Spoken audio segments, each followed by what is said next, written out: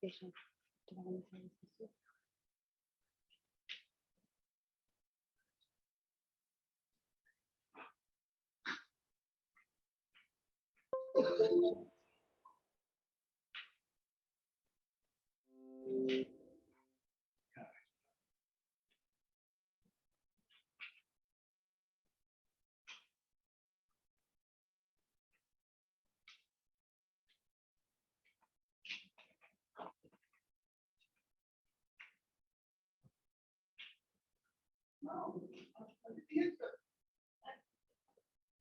No low plan, no chamber, no nobody. There is an event, a Leeds event, where Allison is at, and Danielle's on vacation. No worry, that's fine, as long as they don't think that we're ignoring them. No, I talked to them on Friday, but there's just a prior commitment. I just emailed it. When you have it. I know, I gotta find it to send it to. Oh, I sent it to Phil, okay. I wasn't thinking we could have had this on the chamber. Yeah. I don't know. I didn't know who was gonna attend, how long. Just-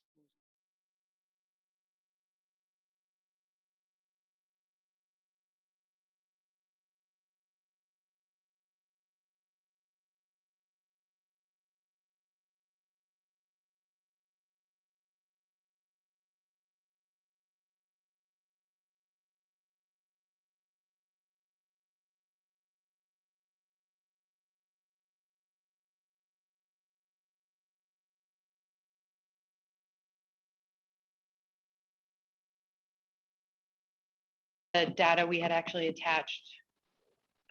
It's more data dense, it's more, but we.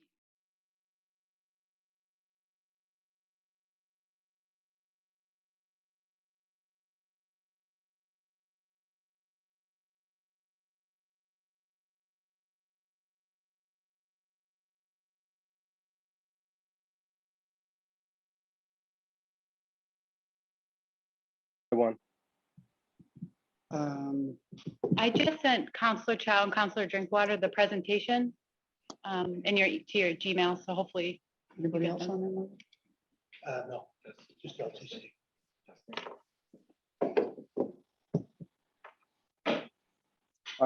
Christine, I don't have it yet.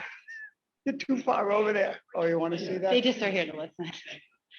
I The one that gets. didn't receive it either, but this is the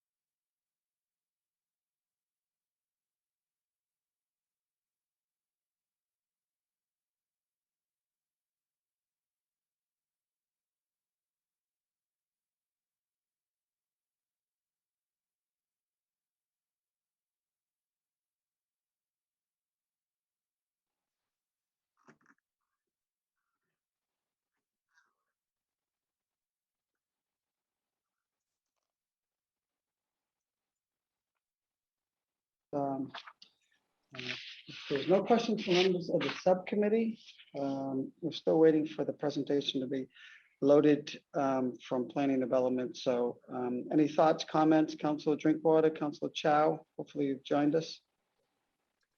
I do not got kicked off for some reason a second ago, but I'm back on. I don't have any questions. Thank you. Okay, thank you, Councilor Chow. Councilor Drinkwater? Not at this time. We can move forward with the presentation. Thank you, Mr. Chair. I think the presentation, it was sent to members. If you want to check your inboxes to make sure that you did receive it. What I've asked, we've asked Christine and her staff, sorry, to move forward.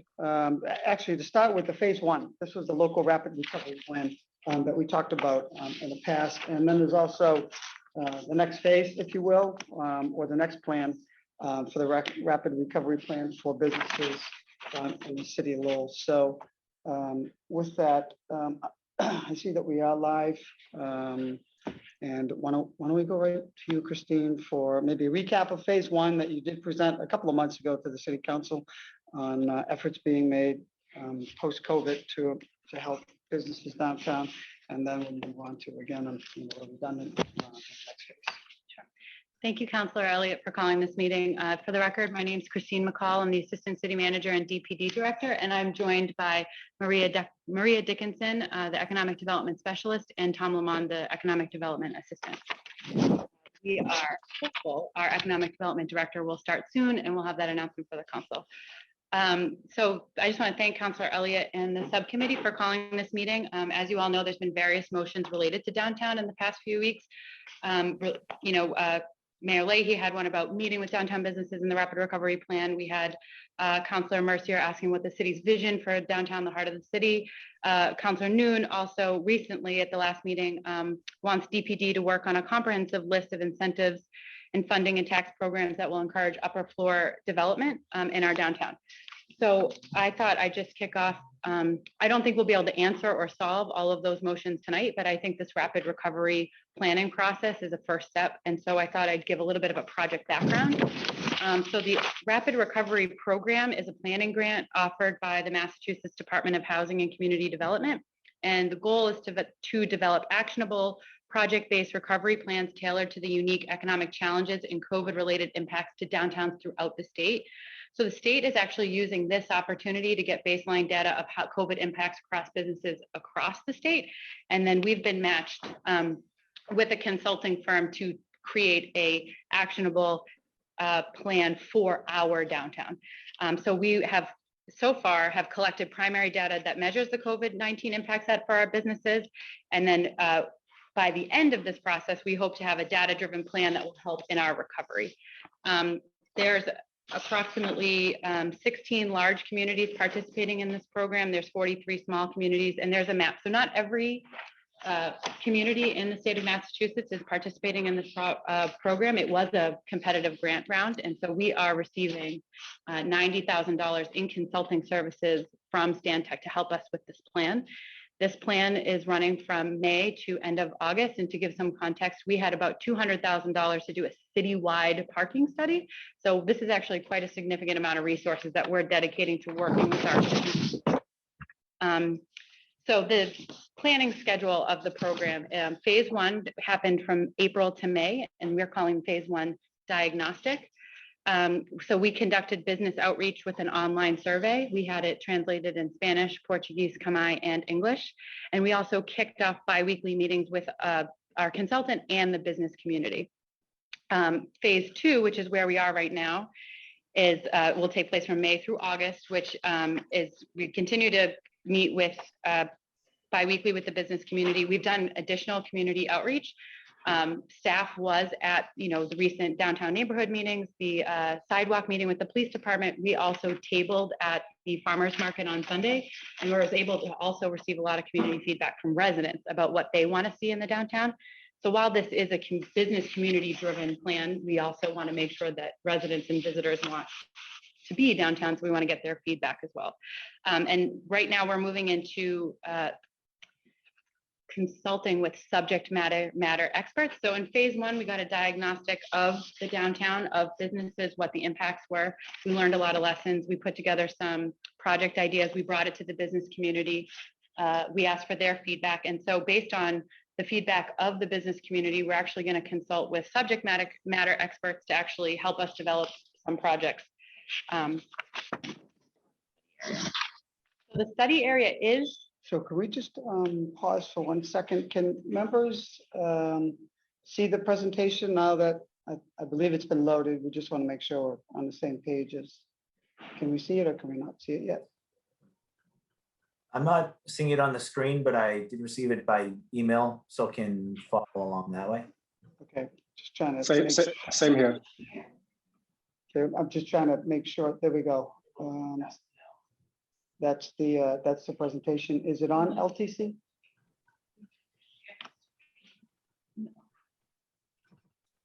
It'd be nice to share that screen. I don't know that we can do that from here. Okay, we'll work on that. Okay, sorry about that. Let us continue with the presentation. So the study area. So the study area is not our traditional downtown neighborhood. It is majority of the downtown. We excluded the Hamilton Canal Innovation District, but we made sure to include mill number 5. Part of our application is you wanted to show a strong concentration of businesses, but we did include the study area to extend into the acre to include businesses like Panella and El Jefe. Obviously, that would have been significantly impacted by the COVID-19. So the phase 1 diagnostic, so I am on Lowell Study Area phase 1 diagnostic page. There were recommended categories for diagnosis, and we did present the data from phase 1 to the business community, and we will upload it to the website so folks can follow along, and we have hard copies here tonight. But here are some of the highlights. We looked at the physical environment, market information, business environment, and administrative capacity. So for the public realm, so for the physical environment, we looked at both the public and private realm. I'm on page, just pausing to give you, you know what I meant. Keep going, a couple more. We're just trying to update the presentation for the viewing public at home who is Zooming or will be able to look at this Page 9, on Tom. YouTube in the future. Do you want me to use the clicker That's good. so I can do it as I talk? Okay. You can proceed. We're all cut up. We're all hooked up. Yeah, no, thank you. All right. So for during. So can I just interrupt a little bit? So we're on phase 1 diagnostic. So we're looking at the physical environment as well as the private realm, meaning part of the downtown, we need to look at the sidewalks, the streets, the benches, the lighting, signage, et cetera, to see if that is impediment, need to be improved, something we can use to attract businesses downtown. Is that kind of the gist of the study area? Yeah, so Okay. we did a survey to get business feedback on these 4 themes. And then we also conducted site visits with Stantec with our own, so to take a site visit and make our own grades. So for the public realm, we actually got graded on the sidewalks, street trees, lighting, wayfinding signage, and crosswalks. And for the most part, were graded okay. It was graded through the lens of the pedestrian. So sidewalks got to be, they're relatively clean, they're relatively maintained, but there are impacts. We did get graded C on street trees and benches, and the grades, to be clear, are not necessarily on the quality, but on the pedestrian access and the availability. So we got a C because we don't have many benches and we don't have many street trees. And then for the private realm, because recovering downtown, it's not just on the city. We have to work together with with building owners, with business owners, with other stakeholders. So they also look at the private realm, which the city regulates, but doesn't necessarily fund improvements to. And so there was an assessment of the windows, which we want to make sure that 70% of windows are transparent.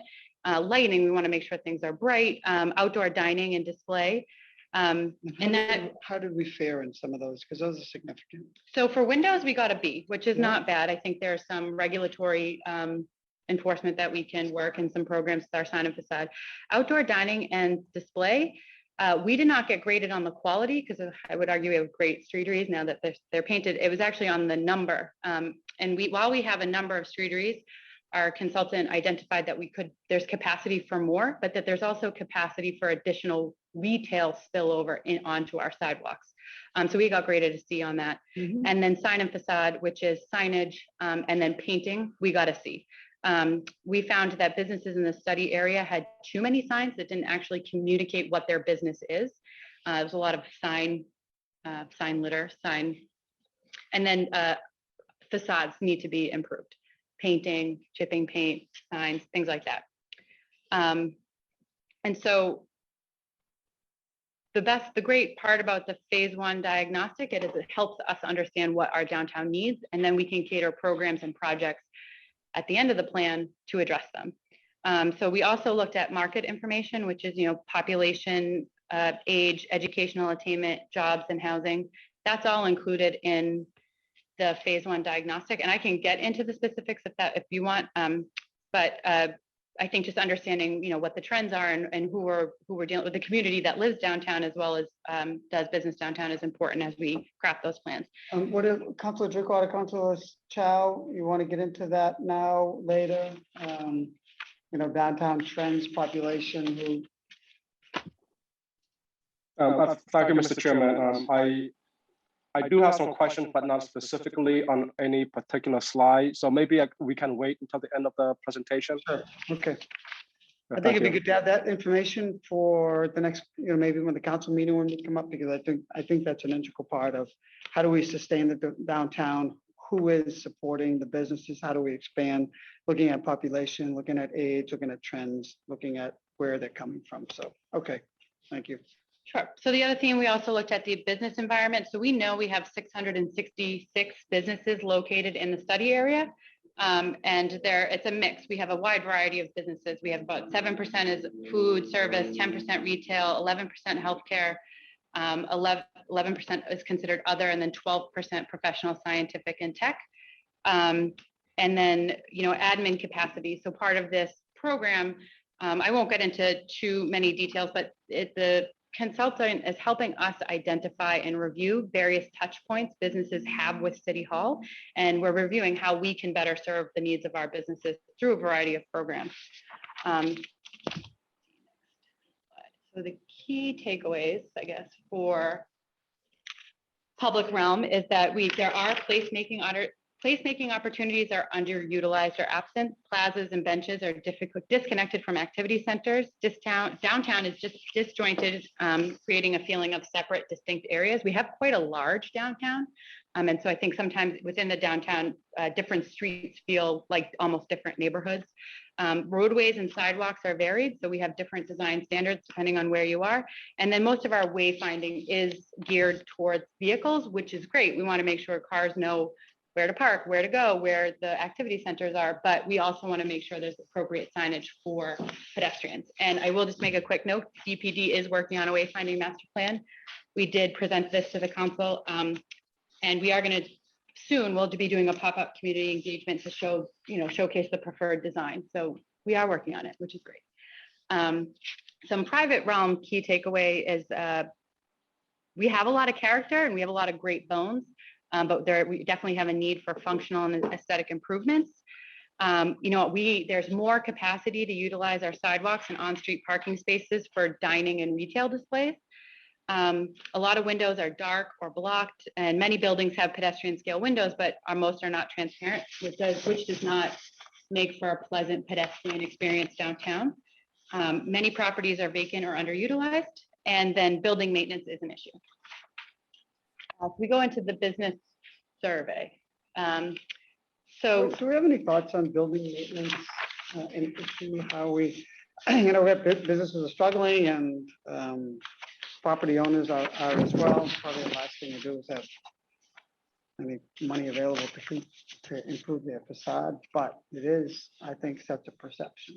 Any way for us to encourage that? Is funding available? I completely agree. We definitely didn't focus too much on enforcement during the pandemic because we thought businesses were struggling enough as they were. But as we're coming out of the pandemic and we have We have our sign of facade program, the city's getting ARPA dollars, like there is an opportunity to, I think, create programs and projects based out of this study. My goal is at the end of it is our consultant will help us figure out a system to how to get the attention of some of our absentee landlords and how to incentivize them to make improvements and consistent improvements. So I do think there is an opportunity here. The first step is just acknowledging, where the need is, and then part of this project will develop specific projects and connect those projects to funding sources that are available to the city of Lowell. You probably don't have the answer to this, but do we have any idea how many absentee landlords there are in the downtown area? And I don't expect you to have that now, but I think it would be helpful for people, members of the council, people in the city to know maybe just how many absentee landlords, and if that is a struggle, we need to work with them to improve the condition of the buildings. Okay. We'll be glad to do that. Okay. And And then helpful for me to know as well, because of the coincide. I think Council Noon's motion on how do we get landlords to develop the second and third stories? Okay. so those key takeaways really were from our site walk, but we also did do an online survey. So we do have like I said, over 600 businesses in the study area. We only received 58 survey responses, and I will say the Economic Development Office did do a great job of flyering door to door. And when we saw that we had slow response rate, we actually have an iPad in the office and we went and actually filled out the survey with business owners. But I do think there was a little bit of survey fatigue, and which is why we did couple it with site visits on our own. But of the respondents, 63% of businesses reported operating at reduced capacity due to COVID. And I actually think that's pretty low compared to what, but other key takeaways from this the business survey. Can I just go back? But you received 58 surveys, so the 63% of that is of the 58. Correct. But considering the 666 total businesses in that area, I understand your point. It is a pretty low survey response, right? Yes, and we think it's a little bit of survey fatigue. There's been a lot of surveys Sure. by a lot of institutions. Okay. But we had a lot of anecdotal data we were able to share with Mr. Chairman, Yes, sir. Christine, I'm sorry, we're on Zoom, so people cannot see me raise my hand. Oh, you're right. Just if I could just ask a small question on that to Christine. You said 58 survey response, but you also do take the tablet and go visit the businesses on your own. If you is that 58 including the businesses that you and your staff visit directly as well, or 58 respond, is that just who responded through the online survey? 58 includes the businesses we did direct outreach to. I see. Okay, thank you. So we did fly. So we have a pretty robust email that we sent the link to all the businesses. We asked all of our partner organizations that work with businesses to help spread the word and encourage people to respond. We did flyer door to door, and then we got a report from the state that we had a low response rate. I think maybe only 20 to 30 businesses, and myself, Tom, or Maria went out to encourage more. So I do think that we do have a low response rate, but we have the number of responses we do because of the hard work of the staff. And then, so this is just some data of what, so even though 63% of businesses said that they operated at reduced capacity due to COVID, 91% of the businesses who responded reported COVID impacts. So I think the top 4 impacts were revenue decline, reduced hours, incurred expenses to implement safety measures, and then temporary and permanent closures. And temporary was the public health closures dictated by the state. 79% of businesses had reported fewer on-site customers. 60% of businesses were operating at reduced capacity.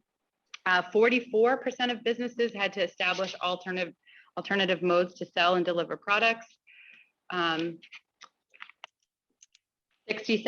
of businesses generated less revenue, and then 4% of the businesses were temporarily closed. And of the respondents, 0% were closed permanently, but obviously, if they closed, they likely weren't submitting a COVID impact survey. But one of the things that Do you know how many businesses closed during that time frame, essentially as a result of corona restrictions? Coronavirus restrictions in the study area, permanently or temporarily? permanently. Permanently, we are aware of a couple of business closures that are, in my opinion, were exacerbated by COVID-19, but were not the fault of COVID-19. Mhm. But maybe a handful. Half a dozen. Yep. So we do have a number of vacant storefronts downtown, but I am confident that we have a net neutral or positive business rate. I've been quite impressed by the resiliency of our business community and the entrepreneurs who are willing to open new businesses in downtown, given the current climate. How many are we looking at downtown? Just New businesses, I think 10 to 15. Yeah, at least a dozen in the last year. okay. We can get you that list if you want. I just think it'll be helpful when we report, because if I have these questions, I'm sure they're questions that my colleagues will have, and it's good information to have, because you do get a perception. COVID hit, the downtown was struggling somewhat to begin with, and then COVID, and then some businesses closed temporarily, some permanently. However, some did reopen, and there are a dozen new businesses that have opened or so. I think that's some positive news, without a doubt. And so we also did poll businesses about what, so as the council is aware and has been very supportive of, the Economic Development Office has done a number of business support programs throughout the pandemic, of which we've talked a lot about. And so moving forward out of the pandemic, we asked businesses what was their preferred method of receiving interest. And the top three was participating in shared marketing and advertising, low-cost financing for purchasing property in the district, and then low-cost financing for storefront facade improvements. So then next slide, phase two. So phase two is the project recommendation. So based on all of the information we learned in phase one, our consultant took our initial application, which I submitted in conjunction with the economic development team. And we identified priority 1, priority 2, priority 3 as part of our initial application. So it was to address vacant and underutilized storefront, to assess businesses inventory, to continue to support the streetery program and other economic development programs, which is our marketing program, our small business technical assistance, the streetery program, the propane program, and then another priority was permanent streetery, helping businesses develop online presence, and then how do we encourage upper level office to residential conversion. So we took our initial priorities plus the data we learned in phase one, and we took it to the business community and asked them to weigh in on what their priorities were. And so the themes that came out of our discussions, our data collection, but also discussion with businesses, have to do with downtown Lowell's image, culture and arts in the downtown, safety and social services, downtown business technical support, connectivity and accessibility for all modes, and then administrative capacity. And then, so there in each theme, we probably have 3 to 5 projects that will actually be listed out in the final plan with how to do it, who can help, and how to fund it. That's part of the plan of the rapid planning process.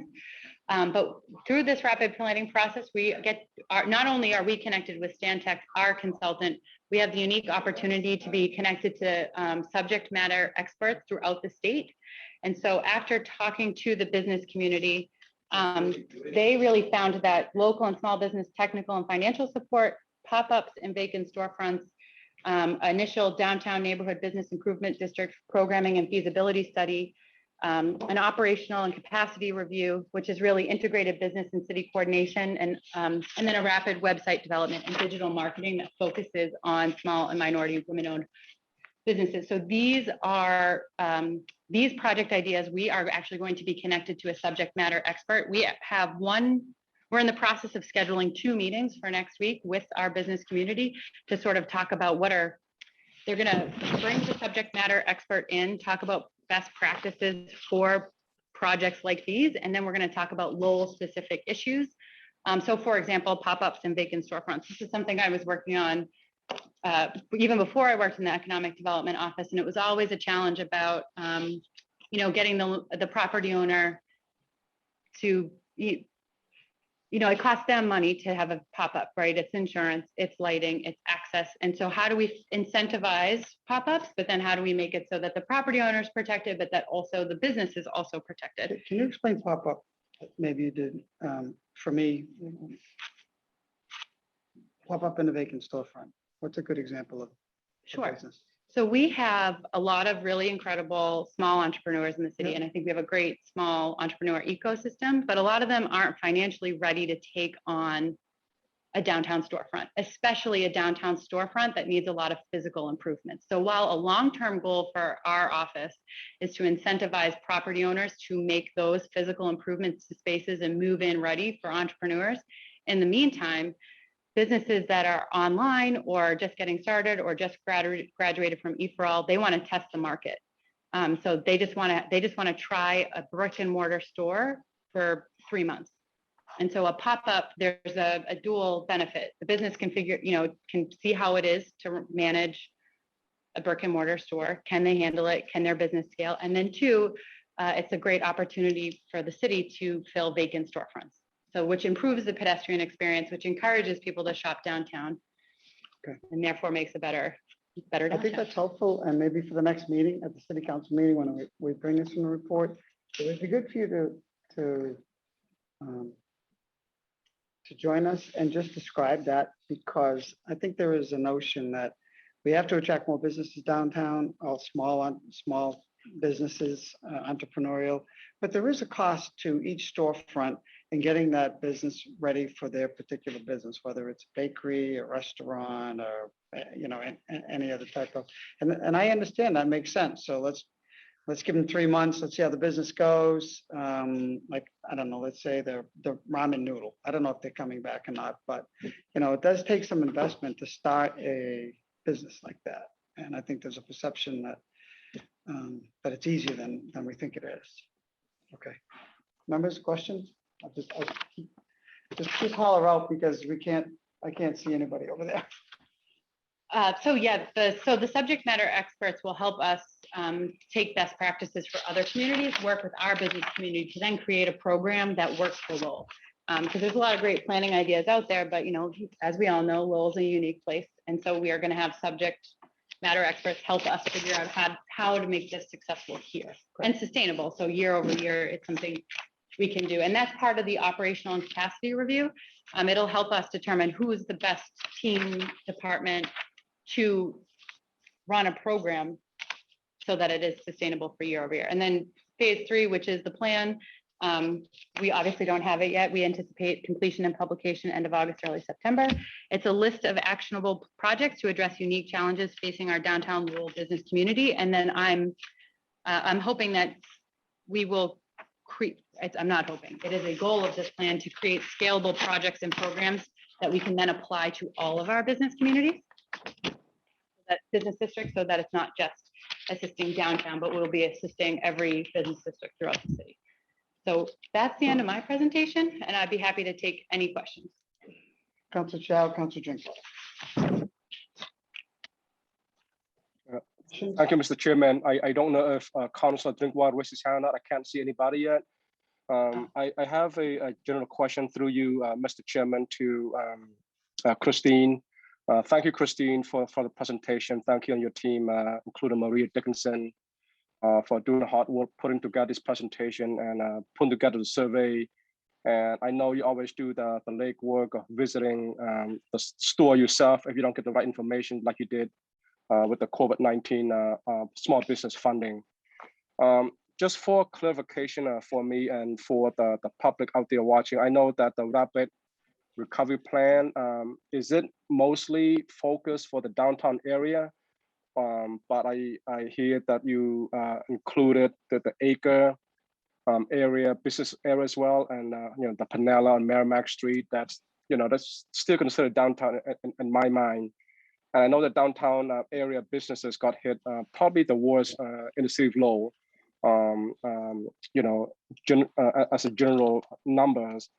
But I was just wondering if the rapid recovery plan, does that include, would that, or could you also expand that to other neighborhood business corridors like South Lowell? There's a lot of businesses on Guam Street. In Centerville, a lot of business, the corridor on Bridge Street, and in the Highlands, Cambodia Town, Copper Square.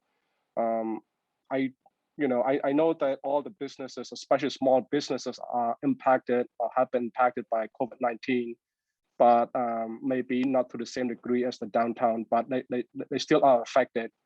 How did they fare during COVID-19? Does the rapid recovery plan, could that be expanded to those neighborhood corridors as well? Or what can we do to help all small businesses in the city of Lowell, basically? Thank you, Councilor Chow, for that question. This program was launched by DHCD's Massachusetts Downtown Initiative. And typically Lowell is too large, and since we're an entitlement community, are never eligible for programs through the MDI. But because of COVID, they expanded it to all communities. And we actually put in 3 or 4 applications. We did for downtown, we did for a couple of our, and then 3 of our neighborhood business districts. But then the MDI was so overwhelmed by the number of applications, they came back to us and said, you have to pick one. So we picked downtown, and then we amended the study area so that we could include businesses that were just on the outside of downtown, even though technically in other neighborhoods. We do not have the opportunity to expand this study and get the same type of data to the other business districts, but our office is very aware of the impacts of COVID in the business districts. And a goal of this plan is to make sure that all the projects and programs we implement are scalable and will be made available to every other business district. So if we develop out of this, for example, a pop-up storefront vacancy program, vacant storefronts in Cambodia Town, on Bridge Street, building owners would be able to take advantage of that.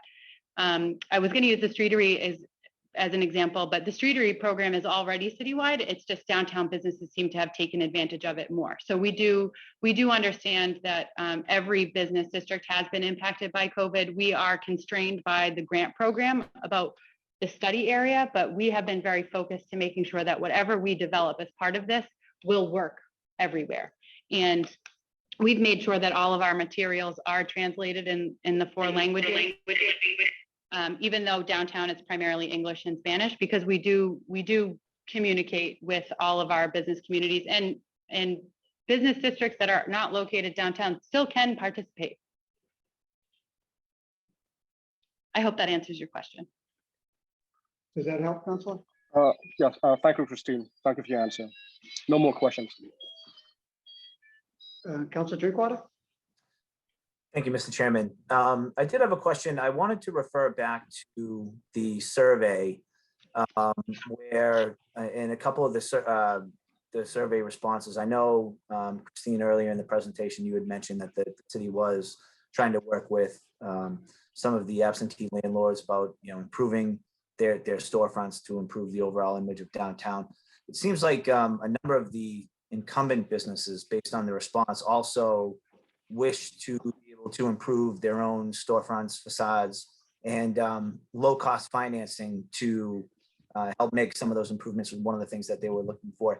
Could you possibly speak to any programs that are available now where we might be able to help facilitate getting them the immediate financing they need if they're willing to invest in improvements to their storefronts and facades downtown? Yeah, that's a great question. We have an existing sign and facade grant program. So as long as the business is CDBG eligible, there is money for up to 2,500. 2,000. Up to 2,000, excuse me, 2,000 for sign and facade improvements through the Economic Development Office. And then our historic board also has a smaller grant program, sign and facade grant program, which is up to $500. And typically these programs have been to assist new businesses because they've made such a significant investment in building out the space and starting their business. But what we've learned through this process is that we need to make sure that we're promoting those programs to existing businesses who may need a touch up and may need some assistance. So I think part of this project is how do we better funnel funds to existing businesses that are eligible. Great, thank you. And I know, aside from the facility improvements, there was also one of the responses was, potential assistance with purchasing property in the district. And I know that's something where the LFDC is also oftentimes assisting businesses in that. I'm just trying to think of potentially other pools of funding, whether they be through that or I don't know if there's anything through DHCD or potential uses of ARPA funding where if that's what businesses feel they need, and they'd like to invest, but need help with the financing. If there's additional ways that we can try to direct them to the, assistance or low cost financing that they're looking for to be able to, improve the overall look of downtown. Yeah, so the LDFC does have programs that can assist with low cost financing, but that's a larger pool of money. Our office also has a retention loan program. It's actually a forgivable loan of up to $10,000. And we've helped a number of businesses downtown buy new equipment. Not new businesses, existing businesses purchase new equipment to help them expand. The tricky part for some of especially for our programs with CDBG is that they require job creation. And so that was really hard for businesses to take on during the pandemic. But we do think this plan, a big part of this plan will be coming up with programs to address business needs and then matching them to available funding. So I do think there's an opportunity through maybe some of the COVID CDBG dollars that we've received, potential ARPA money, but then also ARPA money that the state programs put together. This entire program was funded by the state, and I think their intention was to then help fund some of the projects that come out of it. And so while I don't know what they are now, I think in the coming months, we will be able to match projects to funding that's a little bit more flexible than your traditional CDBG dollars, which can tend to be fairly restrictive. Great, thank you. Okay. So I'll just follow up with a couple of questions as well. So you say coming months, we hope to have the survey complete or the study that's being conducted now.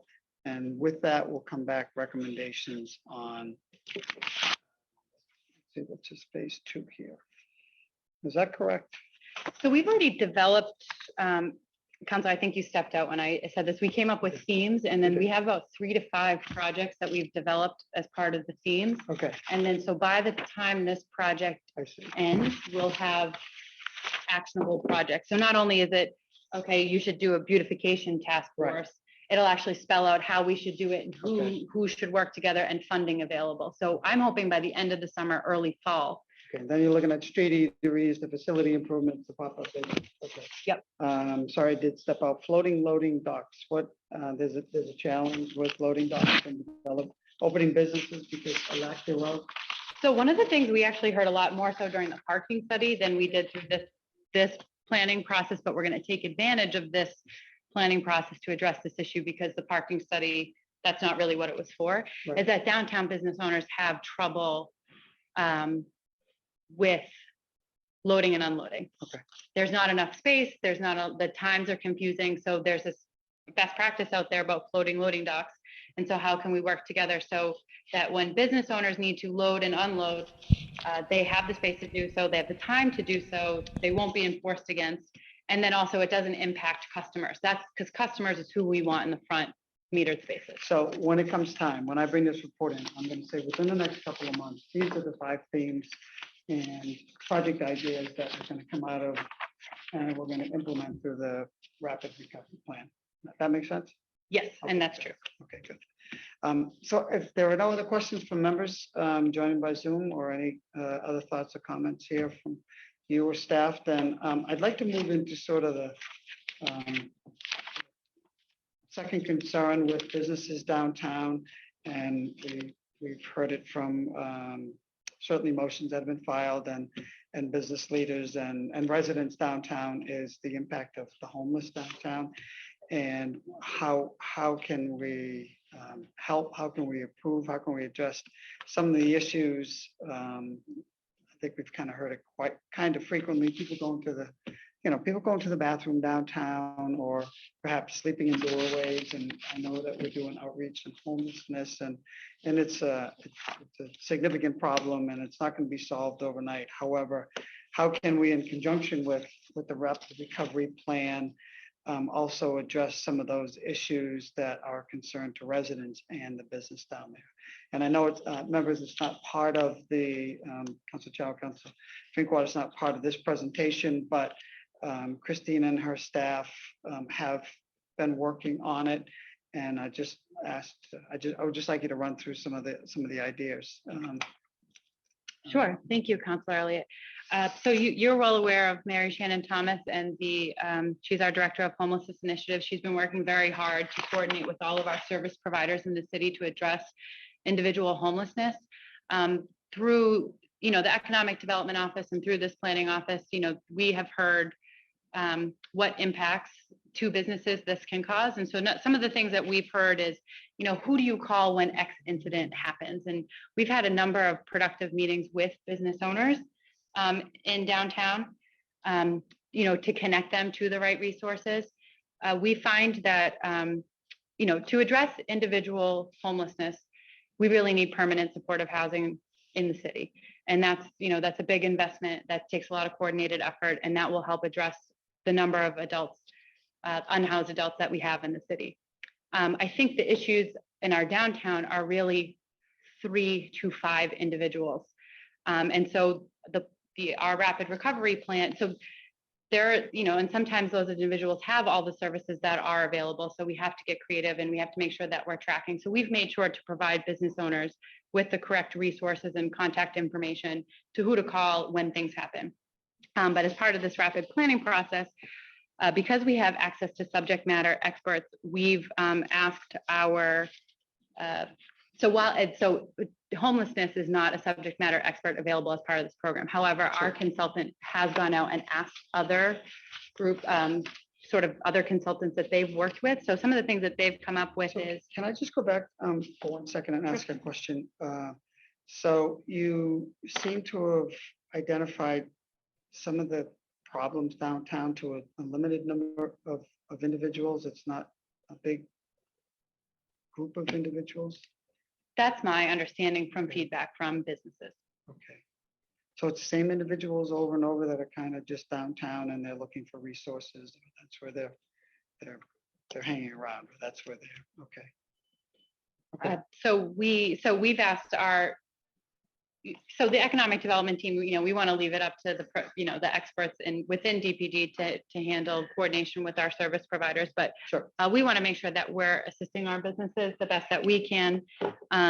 And so we've asked our consultant to connect us with consultants who have done day homelessness programs to help with facilities improvements. And this all ties into, whether it's public bathroom facilities, whether it's programming, or whether it's just sort of like a response team, and you have someone from every department, that gets the call, this is happening, and doing it. Again, that kind of ties into the admin capacity. So they'll look at how much is this going to cost, who from what department should do it. So hopefully they can help us lay out a roadmap for how to do it, how to fund it, and then how to execute it. Okay. I have to say, I have actually filed a motion for the next city council meeting relative to something that you just brought up, and that is public bathrooms. That seems to be a persistent concern. We understand people and homeless people need to go to the restroom. So, members of the subcommittee, I have filed that motion. I do think it's important to have a restroom downtown. We can't have people and I understand that public restrooms come with their share of concerns and issues. However, until we work and continue to solve the homelessness problem, we do need bathrooms. And I have to tell you, even historically before, aside from the homeless issue, before that, we've had multiple concerns or problems with people going to the restroom all over the place downtown. I'm sure, you've heard it from businesses and people. So I do think it's worth taking a look at. It's not going to solve the problem, but it certainly is going to address, I think, a persistent call from businesses that people are going to the bathroom all over the place. If there is at least, if there is a facility, a restroom in the downtown area, it's an option and it will alleviate some of the stress I think that is causing. So I don't know if members want to support that motion or just, I did bring it in. I do think it makes some sense to at least, it's a start to address one concern that we hear perpetually. I don't know if members of the subcommittee have any thoughts on it or not, but I do think it's part of the economic development and recovery downtown to have a public restroom that people can go to. I don't know. Councilor Chow, Councilor Drinkwater, any thoughts? You need a second on that? I will second that motion, Mr. Chairman. I do think it's important to have the facility for the homeless because, as you mentioned, you don't want to see all the I guess, lack of better word, like all the dirtiness in front of the storefronts that really prohibits people from wanting to walk the streets of downtown. So I think that's a good idea. I will say we Councilor do. Drinkwater? Yeah, thank you, Mr. Chairman. I agree. I'm glad you raised this issue. I know it's something that's come up a number of times, within, especially over the last year. And I know there are some logistical problems. I know the idea of a mobile, restroom unit has been brought up, and hooking it up to sewage and things like that. So I know there are logistical issues to be dealt with, but it's an issue that has been at the forefront of business owners' minds. So, I'm hoping with you, Mr. Chairman, that there is some solution that the council can work on. So, just want to, say as well that, it's something we're certainly here about. I think, it's a issue that's really important to discuss, an important service to provide to those who are, homeless in downtown. Yeah, I agree. I think it's a service. I think it's a service for for homeowners. I think it's for a service, whether it's the folk festival or any other festivals that we have downtown. And again, I think there are some challenges that Councilor Drinkwater make with infrastructure or cleaning or, who knows, vandalism, all of the other issues that come with public restrooms. However, you look at major cities and there is a facility somewhere, whether, so I do think it'll come with a set of challenges for us to locate, to build, but I think in the long term, and as well as maintain and clean, I get it, but I think at the very least we have to take a look at it and provide some public facilities downtown. It's gone on too long, and I'm sure staff has heard it. That's what probably the number one on a Monday morning. I have to look at this. So I'll entertain a motion by Councilor Drinkwater, second by Councilor Chow. All those in favor signify by saying aye. Any opposed? That motion carries. As I mentioned, I did file a motion, so we'll just take it all up together. Anything else in the homeless sort of, and I know it's priorities and some are short term, some are long term. I hope that's a short term one, but anything else you want to focus on before we wrap up the meeting? I know there's members have to go to other engagements. So I don't have anything to add other than it's not located in downtown, technically in the neighborhood, but located in our study area for our downtown of rapid recovery. I believe there is a bathroom on Appleton Street, but I do think, more public bathroom facilities are great, not only for unhoused individuals, but also for visitors to the city. Right. Where on Appleton Street is that? I believe it's at Life Connections. Life Connections? I can confirm that though. Okay. Councilor Chow, Councilor Drinkwater, any final thoughts, comments? No. All set. I don't see anything. Okay, thank you very much. Thank you, Christine. Thank you, staff. Maria, Tom, for preparing this. Mr. Clerk, thanks for putting together this meeting. I think it's important to bring this forward, to continue to inform the public, to continue to inform the members of the City Council what has taken place with the downtown. And I look forward to the next month or so. When we have those themes, those ideas to start implement. I do like the idea. Councilor Drinkwater mentioned that facades and perception downtown is certainly what we have to change, and accessing money to even seed money to start the improvements of the storefronts or the windows or the paint chips, whatever the case may be. So I think it's small steps, but some of these steps that we can take to start to change the perception and get people back downtown. I also think the auditorium, the show's opening up. We're going to start seeing some transition downtown, subject to these coronavirus numbers. But with that, if there's nothing else, I will entertain a motion to adjourn by Councilor Drinkwater, seconded by Councilor Chow. All those in favor signify by saying aye.